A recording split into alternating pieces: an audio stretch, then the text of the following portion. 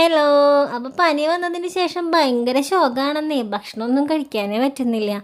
നല്ല ടേസ്റ്റുള്ള എന്തെങ്കിലുമൊക്കെയാണെങ്കിൽ എനിക്ക് കഴിക്കാൻ പറ്റുന്നുണ്ട്. പക്ഷെ ചോറെന്ന് പറയുന്ന സാധനം എനിക്ക് ഇറങ്ങുന്നില്ല കേട്ടോ. കുറേ ദിവസമായി ഞാൻ ചോറൊക്കെ കഴിച്ചിട്ട് എനിക്ക് ചോറ് കഴിക്കാനേ പറ്റുന്നുണ്ടായിരുന്നില്ല.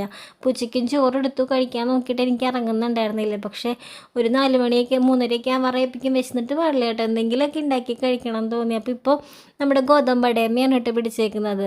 ഉച്ചയ്ക്കും വൈകിട്ടും ഒക്കെ ഗോതമ്പടയാണ് കഴിക്കുന്നത്. അപ്പോൾ അതൊരെണ്ണം രണ്ടെണ്ണം ഉണ്ടാക്കാമെന്ന് വെച്ച് കണ്ണനും കല്യാണിക്കൊന്നും അങ്ങനെ വലിയ പിടുത്തമൊന്നും ഉണ്ടാവില്ല. എന്നാലും എനിക്ക് വിശന്നിട്ട് വേണ്ടായിരുന്നില്ല കേട്ടോ.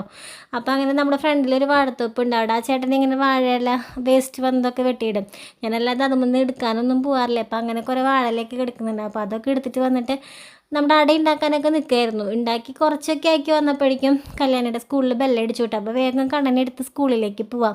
അപ്പോൾ പിന്നെ വിചാരിച്ച് വന്നിട്ട് ബാക്കിയുള്ള കാര്യങ്ങളൊക്കെ ചെയ്യാമെന്ന് വിചാരിച്ചിട്ട് കണ്ണൻകുട്ടി ഞാനും കൂടെ കല്യാണിനെ കൊണ്ടുവരാനായിട്ട് പോവായിരുന്നു. ഞങ്ങൾ ആ വഴിയിലെത്തുമ്പോഴേക്കും അവിടെ ബെല്ലടിക്കുന്നുണ്ടാവും കേട്ടോ. അപ്പോൾ കല്യാണിക്കുട്ടി നമ്മൾ വെയിറ്റ് ചെയ്ത് നിൽക്കുന്നുണ്ട്. നമ്മുടെ വഴിയൊക്കെ ഇത്തിരി ഉണങ്ങിയിട്ടൊക്കെ ഉണ്ട് കേട്ടോ. പക്ഷേ കാടും പടലേക്ക് ഉണ്ടെന്നേ. മഴ പെയ്ത് കഴിഞ്ഞ് ഇതൊന്നും അല്ല അവസ്ഥ, വല്ലാത്തൊരവസ്ഥയാണ്. അപ്പോൾ കല്യാണിക്കുട്ടിക്ക് ഇന്ന് കരാട്ടെ ഉണ്ടായിരുന്നു. അത് കാരണം ആ ഡ്രസ്സ് ഇട്ടിട്ടൊക്കെയാണ് കേട്ടോ ആൾ വരുന്നത്. വരുന്ന വഴിയിൽ കുസൃതികളാണ്. പക്ഷെ ആ കുസൃതി കാണുമ്പോൾ കണ്ണനും ഭയങ്കര സന്തോഷമാണ്.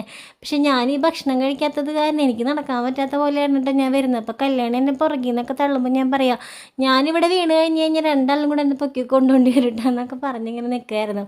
അപ്പോൾ വേഗം വന്ന് അട പരത്താനായിട്ട് നിന്നു കേട്ടോ. അട പരത്താൻ നിന്നപ്പോഴാണ് അവൾക്ക് അത് ഊരി കൊടുക്കാനൊക്കെ പറഞ്ഞ് അങ്ങനെയൊക്കെ നിന്നത്. അങ്ങനെ ഞങ്ങൾ ഭക്ഷണം കഴിക്കാനായിട്ട് ഇരിക്കുകയാണ് കേട്ടോ. അപ്പോൾ കണ്ണനും കല്യാണി അങ്ങനെ അടയൊന്നും കഴിച്ചില്ലേ. കല്യാണിക്ക് ഇപ്പോഴും നമ്മളുടെ ഉപ്പേരിയും ശർക്കര വരട്ടിയൊക്കെ തന്നെയാണ് കേട്ടോ ചായക്കൊക്കെ എടുക്കുന്നത്. കണ്ണൻകുട്ടിക്ക് റസ്ക് കൊടുത്തു. എൻ്റെ പ്രശ്നങ്ങളൊക്കെ തന്നെ അവനും ഉണ്ട് കേട്ടോ. അവനിപ്പോൾ ഭക്ഷണം ഇറങ്ങുന്നില്ല 2-3 ദിവസമായിട്ട്. ചോറ് അല്ലെങ്കിൽ മുട്ട കൂട്ടി കൊടുത്തു കഴിഞ്ഞാൽ കഴിക്കാറുള്ളതാണ്. ഇന്നിപ്പോൾ മുട്ട കൂട്ടി കൊടുത്തിട്ടും വലിയ ഒരനക്കമൊന്നും ഉണ്ടായില്ല. അല്ലെങ്കിൽ റസ്ക്കും മാവിലൊക്കെ ഭയങ്കര ഇഷ്ടമായിരുന്നു. ഇന്നിപ്പോൾ അതും വലിയ ഇറക്കമൊന്നും ഇറങ്ങുന്നില്ല ഈവനിങ്ങിൽ. അപ്പം ഞാൻ എൻ്റെ അടയൊക്കെ കൊടുത്തൊക്കെ നോക്കിയിട്ട് അപ്പോൾ അത് പഞ്ചസാരയൊക്കെ ഇട്ടിട്ട് ഉണ്ടാക്കിയത് കാരണം വലിയ കുഴപ്പമില്ലാണ്ടൊക്കെ കഴിച്ചു. പിന്നെ ഇങ്ങനെ ചിണുങ്ങിയൊക്കെ ഇരിക്കുകയായിരുന്നു കേട്ടോ.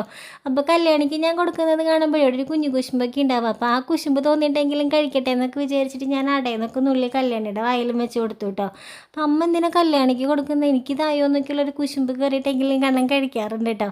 അപ്പം എല്ലാ അടവും പയറ്റണവന്മാരുടെ അടുത്ത് ഭക്ഷണം കഴിക്കണം എന്നുണ്ടെങ്കിൽ അത് കണ്ണൻ്റെ അടുത്ത് മാത്രമല്ല കല്യാണിയുടെ അടുത്തും ചിലപ്പോൾ പയറ്റേണ്ടിയൊക്കെ വരാറുണ്ട് കേട്ടോ.